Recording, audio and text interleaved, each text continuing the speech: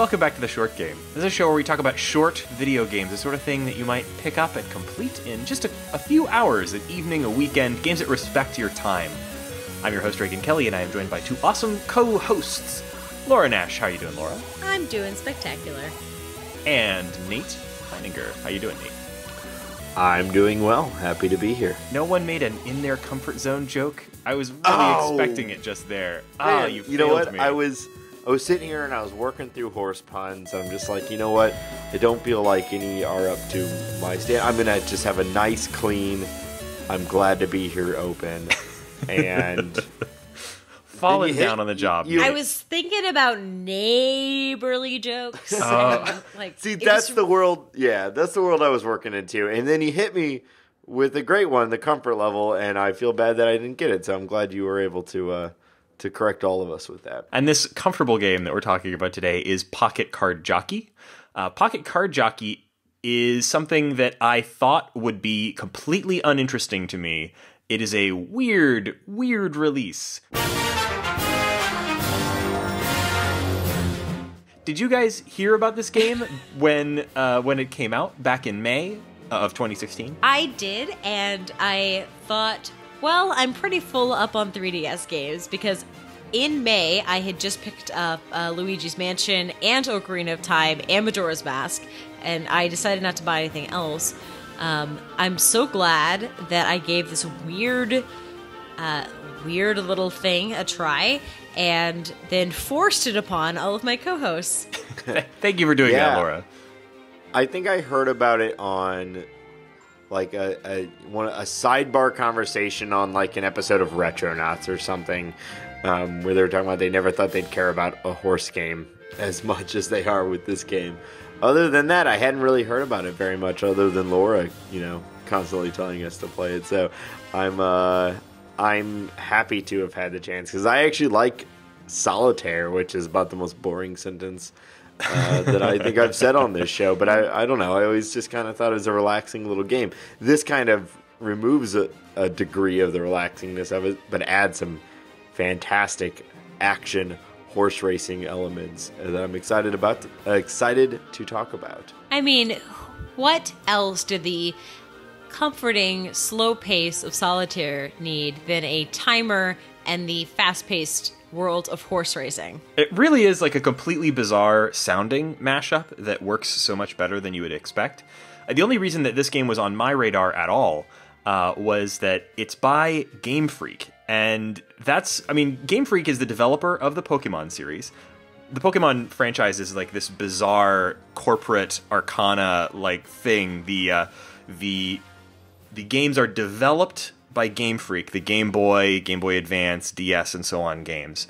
But the property is licensed and owned by the Pokemon Company, which I believe is jointly owned between Game Freak and Nintendo. So it's technically Nintendo first-party stuff, but Game Freak on its own is an independent company, and not, as far as I understand it, owned by Nintendo. And so they do very occasionally make games outside of that Pokemon thing. They've been making games since the NES era, but in the last decade, they've basically made 3 games that weren't Pokemon games. Those are Harmonite, Tembo the Badass Elephant, which I just don't like the title, guys. And then this. Oh man, I'm sold on it. Really? I mean, I don't know. We had opposite reactions to that based off of Pokemon and the game Pocket Card Jockey we're playing right now.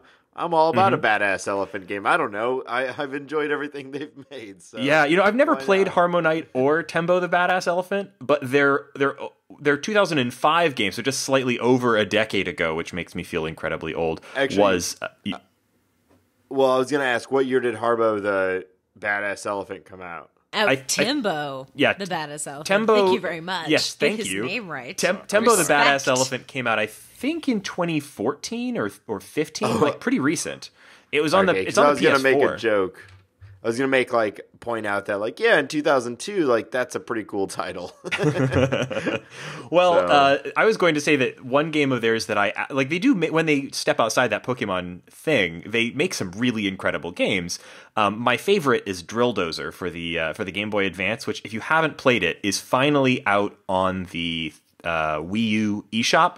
And it's absolutely one of the most charming, wonderful little platformers that you'll find from that era. So it's a great Game Boy Advance game. And someday I guess I'll probably try Tembo. But this game came out a bit of nowhere. And as Laura said a minute ago, it is a hybrid of the solitaire games and horse racing. And neither of those are things that I ever pick up. Solitaire is just something that infuriates me and stresses me out and makes me feel dumb. Like, I just don't like solitaire games almost ever. I just know that I will hate them. And horse racing games are something I've never even tried because while Japan gets just an absolute ton of horse racing games, apparently it's a national pastime, they never get localized. So we really don't get a lot of horse racing based games here in the US.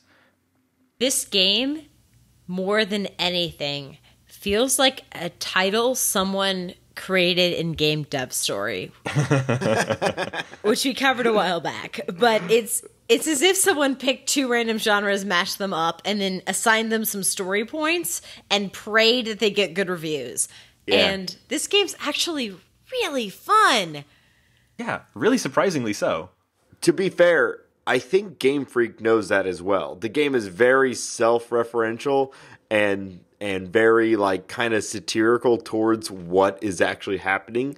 The fact that you're playing solitaire to win horse races, like they don't just let it happen. They actually explain why. And I know we're going to go into that in a little bit, but it's a silly concept and the whole game is silly. And I think they execute it about as well as you can when you say you're doing a solitaire horse racing game. Yeah. And the way they introduce this game is nothing short of spectacular because the elaborate justification they go through just makes me so happy. It takes a while. In most games, they just be like, okay, you have to play solitaire to race your horse. It's kind of stupid. Go ahead. No. This game is like, we're going to justify it narratively. You are going to get on a horse, get bucked off, die, and have a questionable angel say that the only way you can come back to life fully is to achieve your dream of winning the best horse race on the planet. But here's the catch. You suck at horse racing. But you're kind of good at solitaire. Great. The better you play the solitaire games, the better your horse will race. All of this is told through a dialogue tree. It's super cute too. The characters are all just these like really adorable little they really feel like, Game Freak style. Not the Pokemon style specifically, but like they really look like the cute animation of things like Drill Dozer. They're soft and rounded. Yeah. And the dialogue is cute too. I mean, it's clearly got like, we're not talking about Shakespeare here, but the scenes when you speak with your manager, Mr. Mayakawa, who arranges your horse, who deals with the horses and arranges things with the horse owners, who are also these very bizarre, colorful characters. He's really cute. His dialogue is fun where it happens. There's not too much of it to the point where you'd be annoyed. It's just enough to, make the game feel like a little more than a crunchy racing simulator layered with a, fun, loose card game. Yeah, it's a lot of dialogue. It's pretty funny. The first 45 minutes of the game is a lot of just reading these characters' interactions, but yeah, it's charming and it's silly and there's a lot of, I guess, humor, but it's more just to establish the kind of cuteness of the world. I guess there's a lot of characters repeating things back to each other. Like if you were like a technical writer, you would cut out like 75% of the dialogue of this game because they repeat questions back to each other and like confirm things over and over and over and over. And sometimes it gets a little like bogged down, but overall I think it's meant to be just like, oh, everyone's kind of wacky and everything's kind of silly. And I think a lot of that just sort of like redundant dialogue tends to kind of get out of your way after the initial setup, but it does have a lot to teach you right off the bat. So the game actually has a surprising amount of depth and kind of like there's a lot of game here. And so maybe we should kind of dive into some of the stuff that it has to teach you early on and maybe offer some strategy tips. And a word of warning for folks who might be picking this game up, it's longer than we'd probably typically do on this show. I haven't completed it yet. And I'd say that, looking at how long to beat, which usually has pretty good numbers, it's probably going to take you over 10 hours, maybe as much as 20 to quote unquote complete the game if you're wanting to like get that derby win. But I think it kind of triggers what we're looking for in that it's a unique experience, that you get the full experience within the first, 3 to 5 hours. And then it's up to you as a player if you want to continue and get really, really good and rank up in the races and ultimately win the derby. But it's surprising, and I know Reagan has kind of already hit on this, how satisfying and how fun this game can be, even if you don't care about solitaire and if you don't care about horse racing. I think we should also say, if we haven't already, we've done games like this before, but pretty rare. This is a Nintendo DS only game. 3DS. So 3DS, sorry. So all my DSs confused sometimes. So if you have a 3DS, I think we're going to recommend that you pick this game up. Yeah, and something I think is incredibly fun is this game has a built-in version of Clippy, but it's a horse. And the horse is going to tell you a lot about the strategy of the game. And what makes me very happy is the horse that is giving you tips also understands it could be annoying and tells you how to shut it up. So the horse is saying, I'm going to keep giving you tips every time you fail. However, you can just press X to make me go away at any time. Yeah, and his name is Horse Off Course, to which he introduces it as, my name is Horse Off Course, of course.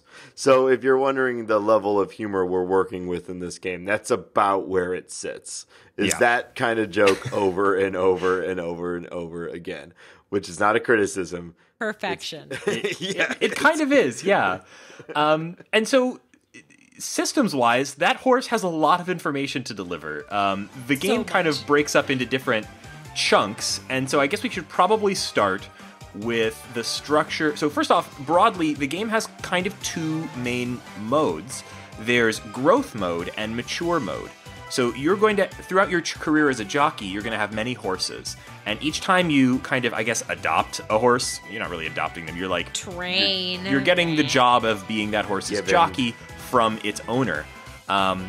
Each time you get a new horse, you get to kind of pick from a few different horses with a few different stats. And then that horse is in growth mode. It has a career of many races, and then once it's reached its 4th birthday, it's no longer eligible for the real big time races, and you retire it into mature mode.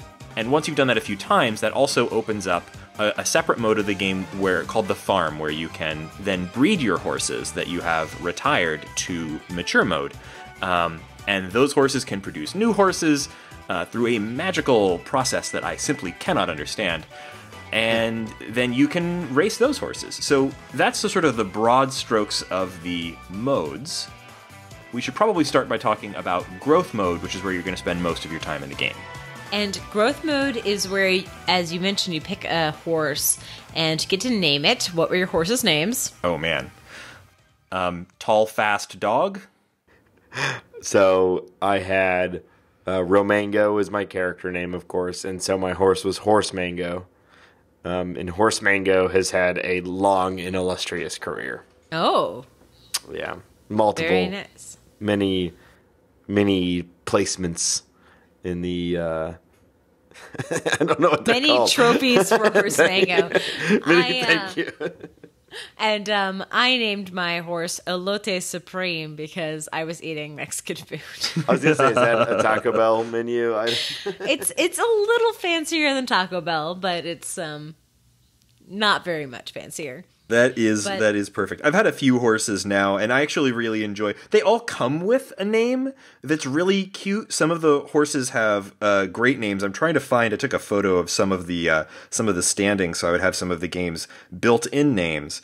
Well, there's a lot of references to Pokemon all over this game, as you would expect, and so like one of the horses' names is Pika Pika Mouse. Yep. There's some really good names in here. One of the best things about horse racing, just in general, is the ridiculous horse names. I think that there actually is some kind of a rule that horses can't have repeat names, probably for betting purposes. And so because of that, horse owners have to have these completely outlandish names just to make sure that they don't repeat. And some of the names of the horses in the game are great. This is just from one race. I lost this race really badly, and it was won by Skuska Skeleton. Just below that was God Class, Gorgeous Time, Quiz Hammer, Gold Screen, Eldorado, Orange Sunset, and Premium Member. Which I'm like, I'm stealing that name for my next horse, Premium Member. I love it. There's a lot of the word boy thrown around, so I had a horse named Blingin' Boy. Oh, yes. For a little while. So I love the horse names. I love there's a darn it's Monday, and yeah, it's Sunday. all the horse names that they give them are like they're master localization touches. Like you just know that somebody in Nintendo of America's like localization team was just having an absolute riot renaming or coming up with all the horse names at some point. I would imagine that they didn't even really look at whatever the Japanese name was, and they were just naming it whatever they wanted to. I've heard in one that there's a Mocket Ponster, and there's also a shampoo hat. Nice. There's a moment in after you earn your first trophy from a G1 race, your trophy pops up on the screen and it says, "You gotta earn them all." And like, oh, I saw that, and it made me. Like, there's I do actually a have to picture of earn a them Pokeball. yeah. There's a lot of great Pokemon references in here, but it's also a really great systems game. Like, there's a lot of really great stuff to dig your teeth into if you want to. You can play this as just sort of a light solitaire game, and we'll talk about some of the spins it puts on solitaire in a second. But just in terms of the racing aspect, when you're in this growth mode, you've got each race is divided into rounds. So I guess rounds of the track. And in each round, there's a solitaire portion, and then there's a horse racing placement portion where you have to maneuver your horse around the track. And both of those are actually pretty interesting and satisfying. The maneuvering your horse around the track thing is where you sort of use the unity power or horse juice that you accumulate by playing solitaire. Yeah, so you start off with this little round called Starting Solitaire, where you do a speed round and you try to clear out cards and pick a bonus to kind of get you starting off really strong. And this is where I struggled at the beginning, because I thought at the beginning that you needed to have the best card to start. You could pick 1 to 5 stars, and then I realized that time mattered as well. So I kept starting off with my poor horse at like a super slow ass pace, and I never, it took me a couple rounds to understand that you need to really, this is the one time where really the faster you go, the better off you are. But once you get this kind of kick out the gate, you do a couple rounds where it's purer solitaire. I think that Reagan mentioned that you do this horse placement, and whether you put your horse in the place where it's most comfortable running, zone 1, 2, or 3, you get more cards. It becomes a little harder to play. And the more you clear, the happier horse is, the more power it has. So it's a really nice balance of risk and reward. If you put your horse in Comfort Zone 3, where it's the happiest, you get a ton of cards to clear, and it's a little harder to clear it. It's a harder solitaire game. Versus if you kind of run towards the back, in Comfort Zone 1, there's fewer cards. It's a lot easier to get a perfect score. So the game is very much trying to get you to do harder rounds of solitaire, so your horse might go faster. Yeah, and this all sounds really complicated, and it actually kind of is. This is a really difficult game to like explain the strategy to, and the game explains it to you a couple of times, and also has a really good like tips and menu. And kind of over and over and over. Yeah, so it may sound really complicated, and frankly, I was kind of overwhelmed just at first, but once it clicks, it clicks. And the thing that really made it click for me was that I realized that the solitaire isn't really quite rules as written solitaire. Like the game is doing a lot to streamline the solitaire and make it a little bit more like a fun puzzle than something like an actual difficult typical solitaire game with a full deck. Well, and one thing I wanted to mention too, with I think what you're kind of getting to is when someone tells me it's a solitaire game.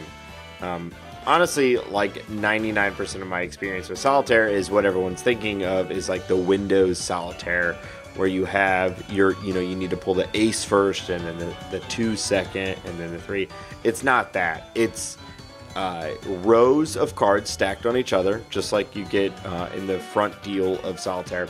But all that matters is you're pulling if you pull a 3, then you can put a 4 or a 2 on it. If you have a 2, you can put a 3 or an ace on it, and it wraps around. Suit does not matter. Suit doesn't matter. There's not multiple rows of connections. You have your one connection that you're working from. So if you have a 7, you can put an 8 or a 6. If there's no match on the board, so you've got between 4 and I think up to about 7 rows of cards laid out in front of you based off of what comfort zone you're in, like Laura was saying, you're just playing kind of one at a time. And the kind of puzzle of it is looking at not only the first row of available cards, but the second and the third row behind it, so that you pull the proper, there might be 2 7s available. You have a 6 and there's 2 7s available, but behind one of the 7s might be an 8. So it makes more sense to pull that 1 7 and then the 8 and stringing these cards together. And whenever you can't make any connections, there's a deck, you tap on it, and a new card flips over. So the solitaire is very simplified, but there's a timer. As soon as you you clear all the cards, or you run out of your deck to flip, you move into a different round. And I'll also say that if you have any cards left over, it pisses off your horse. If you miss tap, it pisses off your horse. There's lots of ways to piss off your horse. And it turns progressively angrier. It also will run away. I will say, before we get into the racetrack placement phase, my battery died because I was on public transportation and my L stopped and the battery died. And I just flat out lost the race, and my horse ran away because it was mad that my battery died. So make sure well before you start a race that your battery is fully charged. And I think that's actually a pretty clever safeguard to people noticing, because a single race may be between 2 and 5 rounds of this game, and you can definitely save a bad start later. But sometimes you just kind of get yourself, you're like, there's no way I'm winning this race. And to circumvent people, because it saves right before the race, to circumvent that, I think that's why they did that. People, I think, would just like rage turn off their Nintendo 3DS. I will admit already to being that guy. Like, I got into a race that, like, I got a bad starting solitaire round and a bad first round, and I was like real sour about it, and I was mad at my horse. And so I thought, I know what I'll do. I'll just turn off the console and turn it back you're on. the reason. I am that guy. I bet there was a beta version that they didn't have that, and then And then you turn it back on. It's like, we don't know why you lost this race. Yeah, Mr. Mayakawa comes to me and says, "Oh, sorry, buddy, you lost the race. We're not sure what happened to you there." And I realized, oh, they thought of that. I can't cheese it in that way. And in that way, I actually I was a little bit delighted by that. I was like, oh, I'm okay losing it now that I know that they thought of that, and that was very clever. Yeah, it's great because some races can be like, 5 to 10 minutes long, and once you start it, you have to be ready to play the whole thing, and time is kind of the essence. And I know we're going to get to it. You can to pause, like you can shut your 3DS and come back to it later, and that won't lose you the race, which is convenient because I need that with a lot of games like this where there's time pressure. I need to be able to stop it, do something else for a couple minutes, and because you don't know what's going to come up. Yeah, but like I know we're going to get into tips later, but while we're on this concept of time, it's going to feel like there's a time pressure in this game. But if I have one, bit of advice early on, don't feel like you have to rush the standard solitaire games until much later in the game because they give you a lot of time. Yeah, they really do. Only rush starting solitaire. Yeah, start solitaire. You need to rush, and it makes it clear that you need to. Everything else, you have many, many minutes to clear the board, and I don't think even when I was really taking my time and trying to puzzle it out and find the best streaks, I don't think I ever crossed even half the time they allot. So the first couple races I remember just being like, oh God, and click, and messing up and just really trying to do it. Mm-hmm. And then I would look down and I'm still at 90% of my time left. So, the solitaire, it can be tricky, but only if you make it. You know, I think you can really take your time with it. And I'm pretty sure that they have it set up where if you play it just right, you can clear every board. I don't think they've set you up for failure, but you may mess yourself up by making a choice that you don't know. I mean, you have no real idea of telling.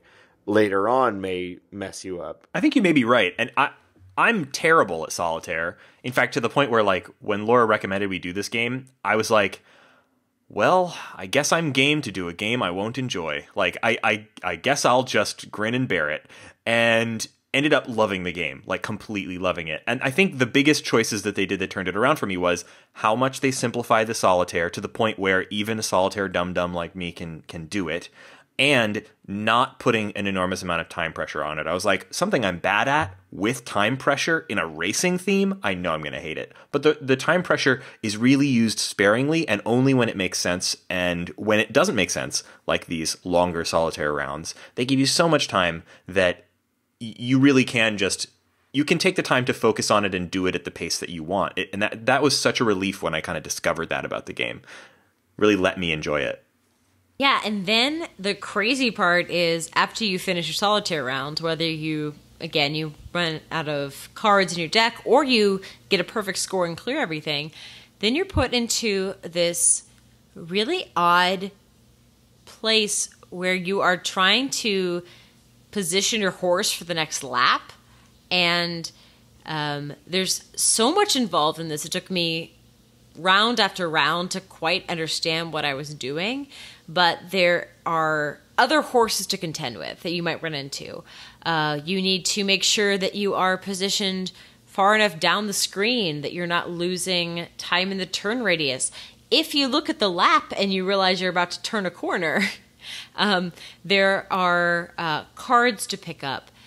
And also the comfort zone, which talked about, is kind of the little bands that your horse will get the most energy by running in, and it's going to move. So you need to move your horse back and forth to try to make sure you stay in the comfort zone. Meanwhile, and those comfort zones are based off of what type of horse you're riding. Of course, because why not? And your horse has more stats than a lot of RPG characters have. It's pretty impressive. Dear God. And then after all of this, after you've gotten your horse into the magic perfect position, then there's a giant flashing sign saying "rub it." That's the Giddyap button, which I thought was the Giddyap. Yeah. Man. Trying to get you to rub the stylus on top of your Giddyap button and like energy up your horse. So everything is distracting There's you. so much going So it's on. an interesting resource there. You know, it's as you're playing the solitaire, you're building up what it calls unity power, which presumably is your understanding with your mighty beast. And as you build up that unity power while you're playing, and you build up more if you're in the comfort zone, and if you're doing well at solitaire, you build up that unity power. And then you use that unity power to move your horse. So if you decide you want to move your horse forward or backward, you're kind of drawing a line with the stylus. And essentially the unity power is your ink. You expend it as you draw your line to indicate where you want your horse to go. But if you have leftover, and you should have leftover unity power if you're playing well, then you do that rub it to, I guess, inject the unity power into your horse's... You're converting it to Enthusiasm. energy. Yes, It's energy. Well, so you convert the unity power to energy, and the energy is then converted to enthusiasm. And good lord, Yes. we're making This this sounds sound complicated. incredibly No. complicated. It's so The much. game Yeah. It is is, super though. easy, Yeah. but when you start looking at the mechanics, you cannot help but think that this is the most complicated game. But playing it feels so easy. No, it is complicated, and it's very specific, but it allows you the room to practice. The first, 5 races, I had no idea what I was doing, and I lost my first 3 in a row. The horse owner got horse super off mad. course. Mister Blingman got mad and took my horse away from me, and I was really sad. Blingin' Boy was removed from me, but I got a new horse, and I started to understand, my biggest problem. I generally do pretty well at the solitaire. I clear probably the vast majority of the boards, but I had no idea what I was doing with the placement, and I kind of misunderstood the start bar. But there's no real, from at least as far as I've gone, there was no true fail state. It's more like you sit at neutral until you know what you're doing, and then you start working your way up. So the fail state is just not really advancing in the races and getting and winning more complicated races. Yeah.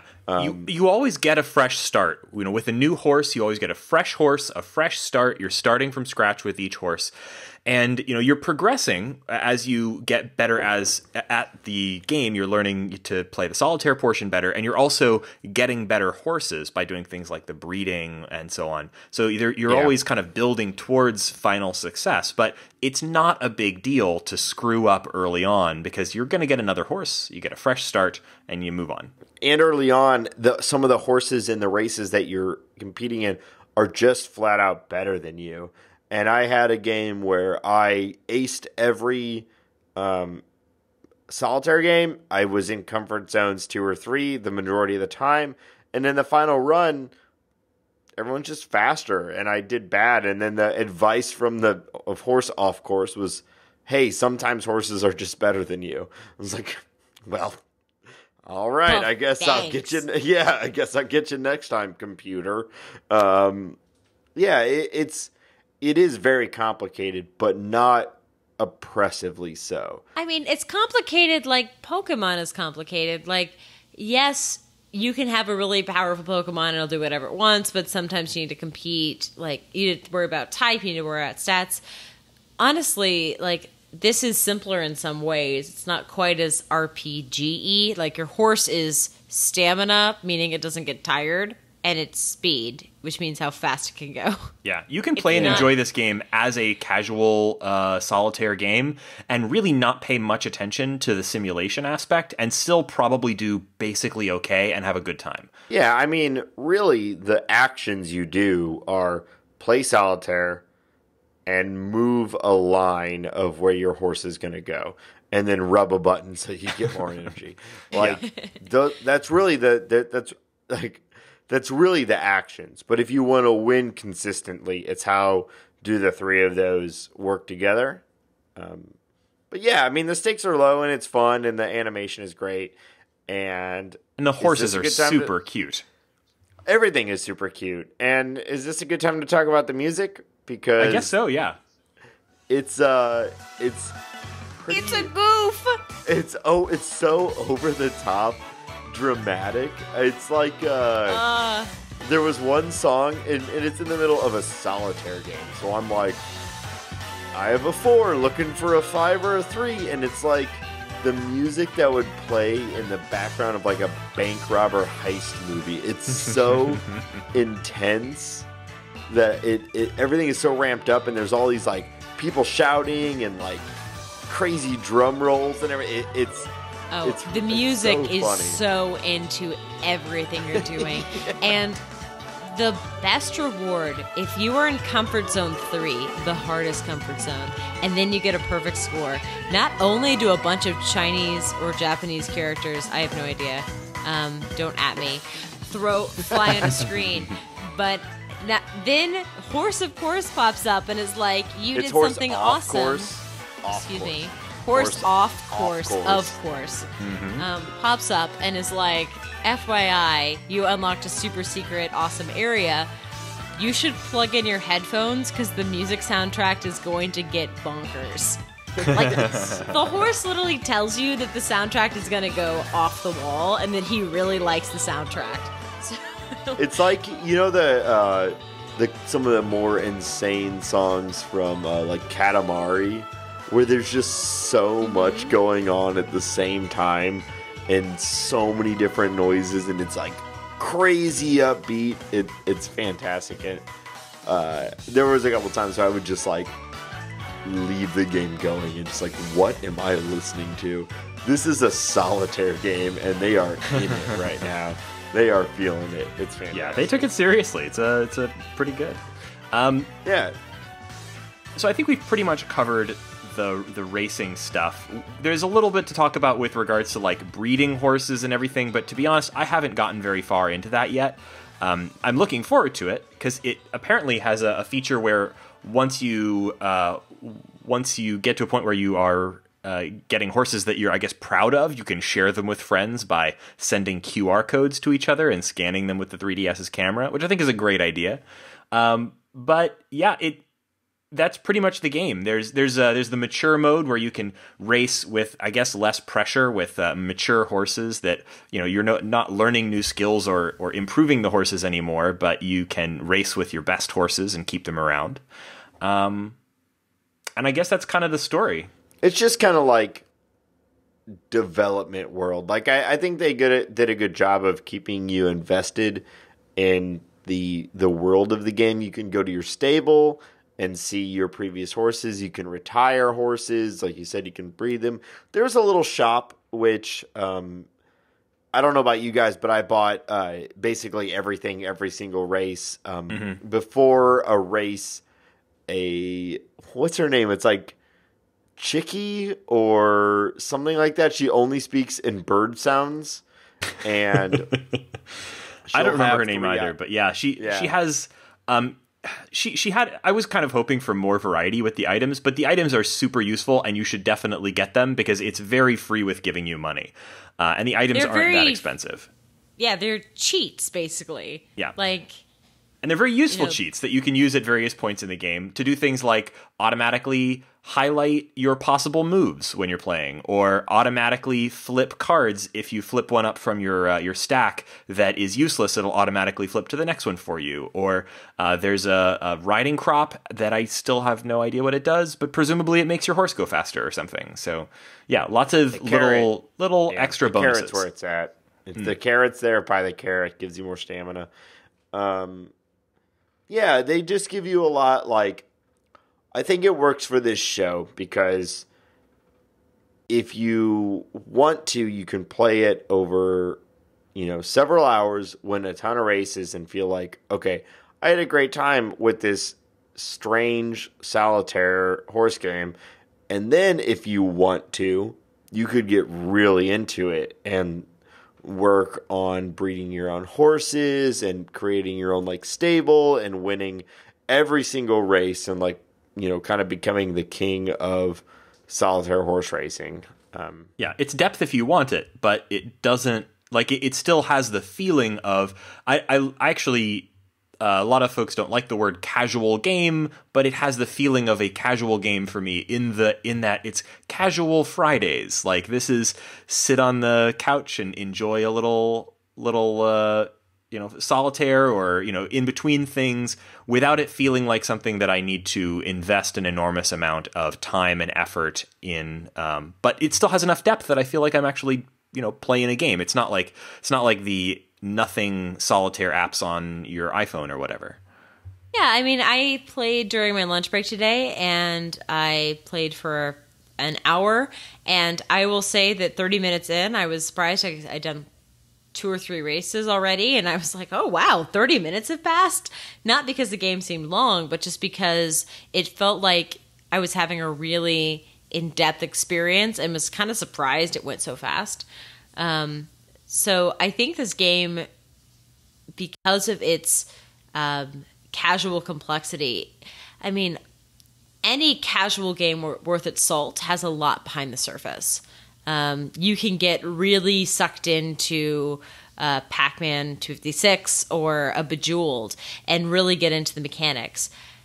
This game is a little bit more forward with those mechanics, but it's not required by any means. And I really like that depending on how much time I had to pay attention, I could really optimize, or I could just play a good game of solitaire. Have you guys ever been to a carnival or a theme park where they have the game where everyone has a little water gun and they're shooting into a thing and it represents their horse on a racetrack? Yes. And whoever shoots their little thing the best, their horse wins. I was kind of expecting that with this, just like, okay, I'm going to play, solitaire. And I was really expecting like solitaire from, Windows with, I'm going to have to play just a game of solitaire. And if I do well, my horse wins. It's not that at all. Like solitaire's there, but there's so much more if you want there to be. It's like if you're playing that water game, but now there's like dexterity to it and the little thing is moving all the time. And I have to outwit my other players. I was very surprised by this game, and I like solitaire, and I was not sure what to expect, and it's far more engaging than I was expecting. Yeah, same here. The thing that it reminded me of most, which is, I mean, if you know our show, you know this is very high praise, that this reminded me the most of You Must Build a Boat. Because it's a perfect merging of these two things that are happening on screen that are kind of feeding into each other. So in You Must Build a Boat, you are completing puzzles. Those puzzles relate to things that are happening on a sort of an upper area of the screen where your little character is raiding through a dungeon and fighting monsters. And you don't just match things on the bottom screen, you're matching things. You're matching blocks in order to take actions on the top screen. And this has that same kind of sort of unity between two totally disparate mechanics or gameplay styles. Like you're playing these puzzle-like mini solitaire games, but they blend perfectly into the overall theme of horse racing in a way that I completely didn't expect. So if you liked You Must Build a Boat, and frankly, if you haven't played You Must Build a Boat, you should really check it out. It's on iPhones. It's fantastic. But if you liked that and you want to try something that is similar and yet completely different, this is something I would recommend.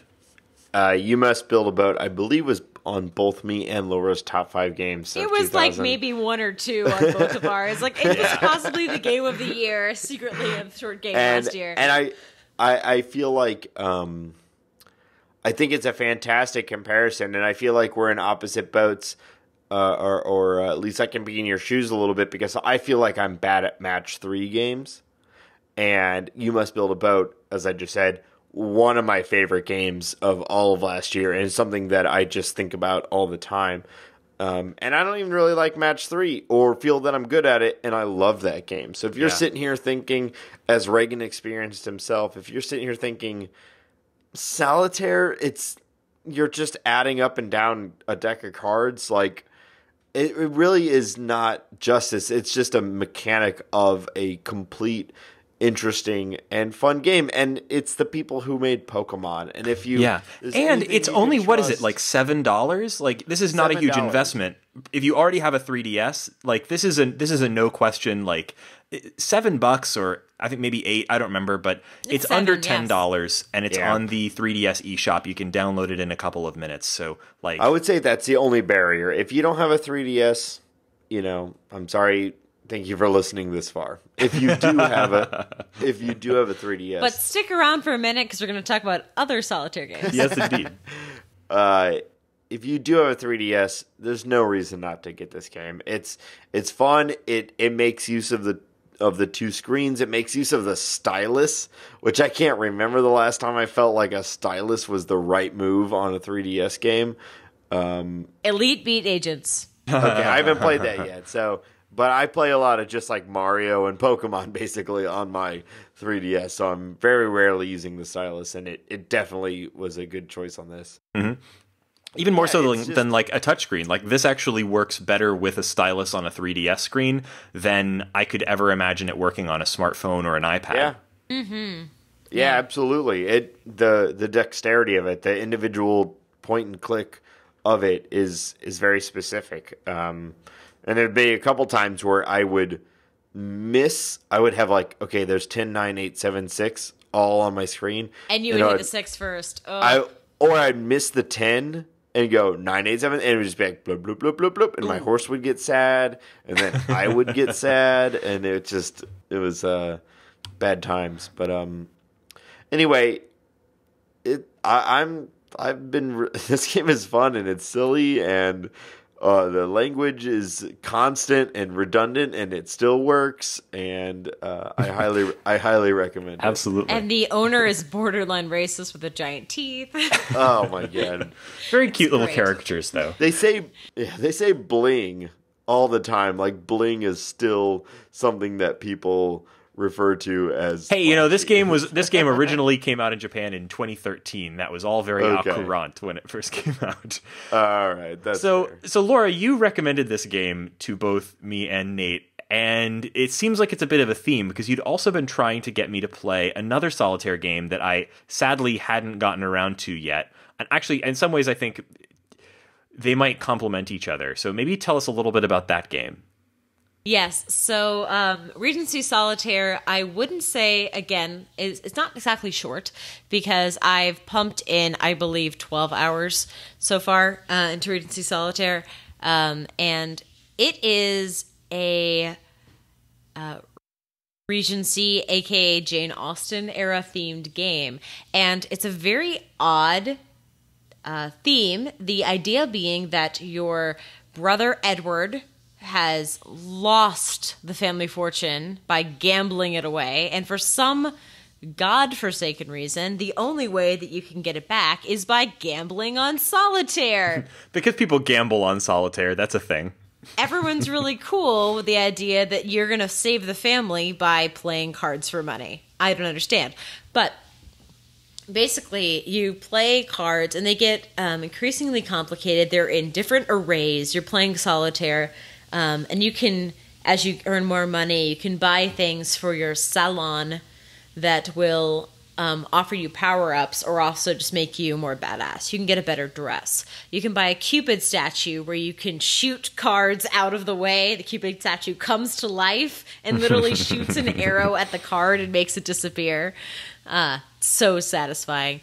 And you just end up playing round after round. There's different chapters where you're going to Bath or you're going to a ball, and it's a really odd thing, just like this game, where for some reason playing a good round of solitaire gets you into a carriage, gets you a good dancing partner, like gets you maybe a kiss. Like, it's very, very odd.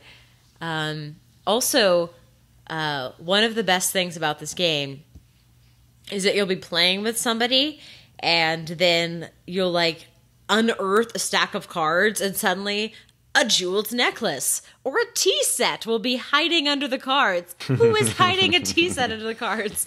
It's really delightful.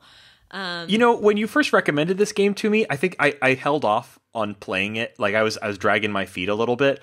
mainly because, as I said, like, me and Solitaire don't usually get along. But having played Pocket Card Jockey has given me confidence. It has reminded me that maybe not all Solitaire games are Windows 98 Solitaire and full of fury and boredom. So I actually bought Regency Solitaire. I only bought it yesterday, so I haven't had time to check it out yet. I wanted to check it out in time to talk about it with you on this show, but I haven't had time yet. But thank you also for recommending that one too. Yeah, I'll say that if you need other people besides me who like it, I believe Felicia Day said she's never been addicted to a game since World of Warcraft, like Regency Solitaire. And Rock Paper Shotgun said they stopped playing Witcher 3 for 3 days because they were so addicted to Regency Solitaire. So, oh man. So I'm going to get this game because you've never led me astray, Laura, and those are great great quotes. I have kind of the opposite problem or lack of interest in this game from Reagan, where I love solitaire games. But I have to be honest with you, and I don't want to yuck your yum, but the Regency era to me is like the most boring. It's totally fair. Like, and so when you tell me it's a Regency era based, I just get so like, okay, we're taking a boring card game, which I like, and adding in the most boring popular culture era. No, I understand. But I'm going to give it a try. I will say they are imminently coming out with a sequel. There is a godmother in Regency Solitaire, Lady Fleetwood, who apparently, like, she has this great hair that looks kind of like a troll hat that flies straight back into a big point behind her head. That's really the best part about the Regency era is everyone's hair. Absolutely. I'll give you that. It's all the wigs and the hair. So the prequel is basically, I think, supposed to be 40 years in the past. She is a lady dressing as in drag as a highwayman, robbing people like Robin Hood. So it's solitaire duels. Oh, nice. Where it's an RPG solitaire where your best plays let you set people on fire and punch them. So I cannot wait for this game to come out. Yes, that sounds fantastic. More ludicrous solitaire games, always. I'm definitely looking forward to that. Maybe we'll do an episode on it when it comes out. So thank you guys for joining me on this one, and thank you, Laura, for recommending this game that I would never have played without your recommendation, and I'm really glad that I did. You listeners, if you have any comments or thoughts about Solitaire or any of the games we've covered, or if you just have any recommendations for games that you think are a good fit for the show, then drop us a line. You can do that at our website, www.theshortgame.net, where we have a contact form, or you can tweet at us at _shortgame. I'm Reagan K on Twitter, at Reagan K. Laura, where can people find you? I'm at Laura J. Nash on Twitter. And Nate, where can people find you? On Twitter, at NateSTL. And thank you so much for joining us on this episode of The Short Game.